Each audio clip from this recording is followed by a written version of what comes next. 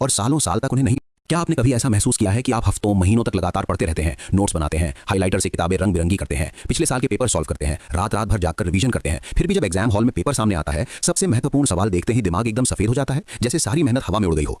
वहीं दूसरी तरफ जापान के स्कूल बच्चों को देखिए, वे छोटी उम्र से ही 2000 से ज्यादा कांजी यानी जापानी चाइनीज कैरेक्टर्स याद करते हैं, वो भी बिना किसी बड़े स्ट्रेस के, और सालों साल तक उन्हें नहीं भूलते। क्या वे जन्मजात जीनियस होते हैं? क्या उनका दिमाग अलग मटेरियल से बना है? बिल्कुल नहीं। असली अंतर है सीखने और याद रखने की प्रक्रिया में।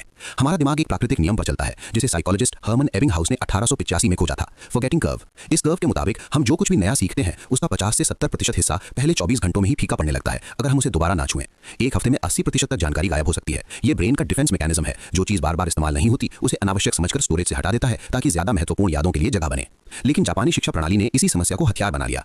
उन्होंने ब्रेन की इस आदत को समझा और उसे अपने पक्ष में मोड़ लिया। नतीजा, बेहद कुशल, लंबे समय तक चलने वाली मेमोरी। आज हम बात करेंगे ठीक उन 5 प्रैक्टिकल तकनीकों की जो जापानी छात्र और कई सफल प्रोफेशनल्स रोज इस्तेमाल करते हैं। ये कोई जादू नहीं है, ये साइंस बेस्ड है और आप भी आज से इन्हें अपना सकते हैं। पहली तकनीक, एक्टिव रिकॉल। ज्यादातर भारतीय छात्र पढ़ाई को इनपुट मोड में देखते हैं। किताब खोलो, लाइनें पढ़ो, अंडरलाइन करो, मार्जिन में नोट लिखो, हाईलाइट करो और सोचो कि अब याद हो गया। लेकिन सच्चाई ये है कि पढ़ना सिर्फ जानकारी को आंखों से गुजारना है, ये ब्रेन में गहरी नहीं बैठती। असली जादू तब होता है जब आप जानकारी को आउटपुट करते हैं, यानी खुद से निकालते हैं। जापान में शिक्षा का फोकस हमेशा से एक्टिव रिकॉल पर रहा है। पुराने समय में सामुराई योद्धा एक खास ट्रेनिंग लेते थे। वे अलग अलग इलाकों में जाकर अचानक हमले का सामना करते थे। कोई उन्हें पहले से स्टेप बाय स्टेप नहीं बताता था कि अब तलवार ऐसे घुमाओ, अब पैर ऐसे रखो। उन्हें अपनी सारी ट्रेनिंग, मूवमेंट्स और स्ट्रेटजी खुद याद करके इस्तेमाल करनी पड़ती थी। हर लड़ाई एक लाइव टेस्ट थी। याद करो, लागू करो और जिंदा बचो।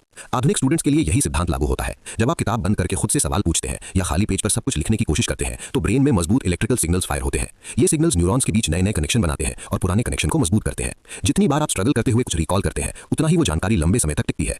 प्रैक्टिकल तरीका, अगली बार चैप्टर पढ़ने के बाद किताब पूरी तरह बंद कर दो। एक सादा पेज लो और जो कुछ भी याद है, बुलेट पॉइंट्स, डायग्राम, फॉर्मूला, परिभाषाएं, सब लिख डालो। जहां अटक गए वही नोट करो कि कमजोरी है। फिर किताब खोलकर सिर्फ गैप्स भर दो। शुरुआत में बहुत कम याद आएगा, फ्रस्ट्रेशन होगा, लेकिन यही दर्द असली ट्रेनिंग है। साइंस कहती है एक्टिव रिकॉल पैसिव रीडिंग से 2-3 गुना ज्यादा प्रभावी है। फ्लैश कार्ड्स यानी एंकी जैसे ऐप्स भी इसी पर काम करते हैं।